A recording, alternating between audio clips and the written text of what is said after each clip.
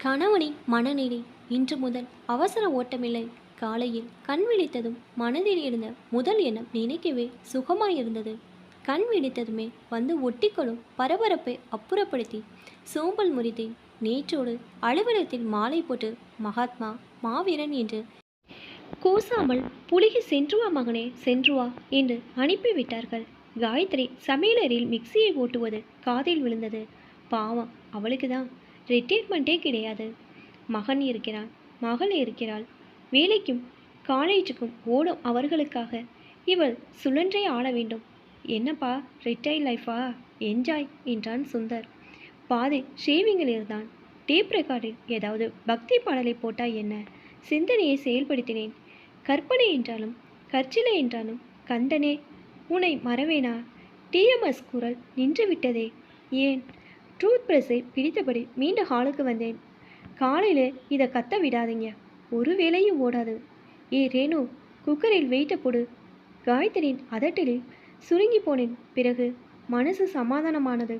பரவாயில்ல, பாட்டு இல்லாவிட்டால் என்ன? காயத்ரி, காஃபி வேணுமே. போச்சுடா. ஏன் லேட்டாக எழுந்தீங்க? நாங்கள் வழக்கம் போல் 5:30க்கு எழுந்து கலந்து குடிச்சாச்சு. குக்கர் இறுக்கியதும் தரேன். பல் தேய்த்தவுடன் காஃபியின் கசப்பை உணர்ந்தே பழக்கப்பட்ட நாக்கு கெஞ்சியது. இல்லாவிட்டால் தலைவலி வந்துவிடும் எனக்கு. ஒரு காஃபி கூட கெஞ்ச வேண்டுமா? பொறுமையமானதே. ஹிண்டுவில் திருப்ப முயன்றேன். அட செய்தது நாக்கு. பற்றாக்குறை விகிதம் பாதாளத்தை நோக்கி போகுதே இப்படி. மனசு பதைக்க படிக்கும்போது பேப்பர் பிடுங்கப்பட்டது. அப்பா, இது ஏன் நேரம்? காலையில் 6லேருந்து 6:30 வரைந்தான உங்கள் டைம். ரேணுகா பிடிக்குங்கோட்டால் தினசரியே. மோனிகா செலஸ் ஜெய்பாலா? அட, கிரிக்கெட் டீமில் தமிழ்நாட்டு பிளேயரை கூட செலக்ட் பண்ணியிருக்கிறாங்களே. ஆச்சரியந்தான். அடுத்து என்ன செய்வது என்று புரியாமல் வாசலுக்கு போனேன். வெந்நீர் ரெடி, போய் குளிங்க. காய்கறிக்காரனிடம் பேர முடிந்து காய்கறி கூடையுடன் வந்தாள் காயத்ரி. என்ன அவசரம்? கொஞ்ச நேரம் போகட்டுமே. வெந்நீர் தயார் இருக்கே. மறுபடியும் கெய்சர் போட்டு அனாவசிய மின்சாரம். முதல்ல குளிங்க. காஃபி குடிக்கலையே. குளிச்சுட்டு தான் குடிங்களே. பாத்ரூம்குள்ளே புகுந்தேன். வேறு வழி இல்லை. நீங்களும் டிஃபன் சாப்பிடுங்களேன். அப்புறமா காயத்ரி, ஆஃபீஸ் போகிறப்ப தான் டிஃபனில் கண் விழிக்கிற டியூட்டி. இப்போ என்ன? நான் ரேஷன் கடை வரைக்கும் போகணும். பரவாயில்ல, நானே போட்டு சாப்பிட்டுக்கிறேன். எரிச்சலுடன் பார்த்தாள் காயத்ரி. நீங்கள் போட்டுக்கிற லட்சணம் தெரியாதா? ஒழுங்கா சாப்பிட்டுக்க மாட்டீங்க, உட்காருங்க. அவள் சிபாரிசுக்கு சுந்தர் வந்தான். குழந்தை மாதிரி என்னப்பா முரண்டு? அம்மா சொல்கிறதான் கேளுங்களே. திண்டு தொலைந்தேன் நான். கை கழுவ முன்னே மூவரும் காணாமல் போய்விட்டனர். டேபிளில் சூடா காஃபி, 2ஆம் டோஸ் டிகாஷனா. ருசியே காணா. கழனி தண்ணி. அடுத்து என்ன செய்வது?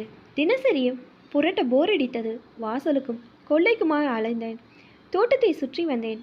மெழுகுல இடம் பூரா திட்டி திட்டாய் காலடி. உங்கள் வேலையா இது? ச்சு, என் வீட்டில் நான் நடக்கக்கூட சுதந்திரம் இல்லையா? குமைந்து போனேன். கேபிள் டிவியை ஆன் செய்தேன். வழக்கமான ஆட்டம். தாவணி சேலையெல்லாம் சினிமாவில் அணிய தடை செய்து விட்டார்களா என்ன? அடுத்த சேனல் மாற்றினேன். எனக்கு தலைவலி. வெயிலில் போயிட்டு வந்ததில் 2 பொட்டும் தெரிக்குது. டிவி சனியனை அணைச்சிடுங்களே. ஹாலில் பள்ளி கொண்டவளை கோபமாய் பார்த்தேன். யாரை சனியன் என்கிறாள் என்று குழப்பமாய் இருந்தது. நீ போய் ரூமில் படுத்துக்க ஏன் காயத்ரி. கட்டிலேலா? விழுப்பாயிடும் மெத்தையிலே படுத்தா. அமுதாஜனை தடவி கொண்டபடி கண்ணை மூடினாள். டிவியை மூடினேன். செய்வதறியாமல் திண்டாடினேன். முதலாய் ரிட்டையர் வாழ்க்கை மீது பயம் வந்தது. நான் எதுக்கு வேறு எங்கேயாவது வேலைக்கு போகணும் மறுபடியும்? சொந்த வீடு, பேங்க் பேலன்ஸ், பென்ஷன், நிம்மதியாக வாழ்க்கையோடான ஒவ்வொரு வினாடியும் அனுபவிக்க போகிறேன். பொறாமை பார்த்த ஆஃபீஸ் தோழர்களிடம் ஜம்பம் அடித்தது ஞாபகம் வந்தது. கொஞ்ச நேரம் தூங்குங்களே. குட்டி போட்ட பூனை மாதிரி என்ன நட இது? தூக்கம் வராமல் வெறுமனே படுத்திருப்பது பெரிய கொடுமை என்பதை உணர முடிந்தது. சாயந்தரம் ஆனதோ 4 கால் பாய்ச்சலில் வீட்டை விட்டு வெளியே வந்தேன். மூச்சு மூட்டும் அடிமைத்தனத்திலிருந்து விடுபட்ட சுதந்திரம். காலை கண் விழித்ததும் ஆஃபீஸ்களும் பரபரப்பு. பிறகு ஆஃபீஸ் கலகலப்பு. மாலையில் பூங்காவில் நண்பர்களுடன் 1 மணி நேரம் அரட்டை. வீடு திரும்பி சாப்பிட்டு கொஞ்ச நேரம் டிவியில் மூழ்கி தூக்கம். இதுதான் எனக்கு சரிப்பட்டு வரும். வீட்டில் எனக்கு சுதந்திரமே இல்லை, அது சிறை. காயத்ரி தான் வார்டன். என்னப்பா, எப்படி போச்சு பொழுது? ஐயோ, போர். ஏதாவது ஒரு வேலை தேடணும். சம்பளம் முக்கியமில்லை என்றேன். பூங்கா நண்பரிடம் கவலைப்படாத, நாளைக்கு எங்கள் சிட் ஃபண்டுக்கு வா. 600 சம்பளம், கணக்கு எழுதணும். பரவாயில்லையா? தாராளமாய் என்றேன் உற்சாகமாய். சம்பளமே தராவிட்டாலும் பரவாயில்ல. பழைய உல்லாசமானதில் தொற்றிக்கொள்ள வீடு திரும்பினேன். நாளை முதல் நான் மறுபடியும் வேலைக்கு போகிறேன் என்றேன். எதற்கு? காயத்ரியிடம் எப்படி சொல்ல? உண்மையான காரணம் சொன்னால் பொல்லாப்பு. அது போர் அடிக்குது வீட்டில், அதுதான் காரணமா? இல்லை. புது செஷனில் புது ஆஃபீஸர் கீழே வேலை பார்க்குற மாதிரி திண்டாட்டமாக இருக்கா என்றால் அமைதியாய். கள்ளி கண்டுபிடித்துட்டாளே. சட்டன் மாற்றத்தை ஏற்றுக்க முடியாதான் மனசளவில். 4 வருஷம் முன்னே புது செஷனுக்கு உங்களை மாற்றினப்ப இப்படி தான் தடுமாறினீங்க. அப்புறம் பழகி போகலையா? அது மாதிரி தான் இதுவும் என்றால் புன்னகையுடன். அது புரியுது. ஆஃபீஸ் வேற வீடு வேறன்னு சொல்ல போகிறீங்க. எல்லாம் ஒன்று தாங்க. உங்கள் ஈடுபாடு தாங்க எங்கேயும் முக்கியம். வீட்டிலே உங்களை ஈடுபடுத்திக்கங்க.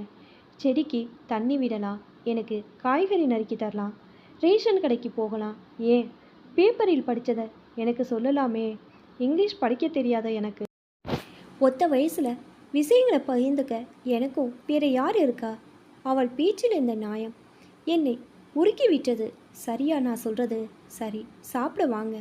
நீ குழம்பு ரசத்தை எடுத்து வை காயத்ரி, நான் தட்டை எடுத்துட்டு வரேன். ஊறுகாய் ஃப்ரிட்ஜில் தானே இருக்குது. செயலில் இறங்கிவிட்டேன். இப்போ தான் என்னோடய சேனல் ஃபஸ்ட் டைம் பார்க்குறீங்கன்னா சப்ஸ்கிரைப் பண்ணிக்கோங்க. பக்கத்தில் இருக்க பெல்லைக்கனை ப்ரெஸ் பண்ணிக்கோங்க. இப்போ தான் நான் ஒவ்வொரு தடவை வீடியோ போடும்போது உங்களுக்கு நோட்டிஃபிகேஷனில் வரும். தேங்க்ஸ் ஃபார் வாட்சிங்.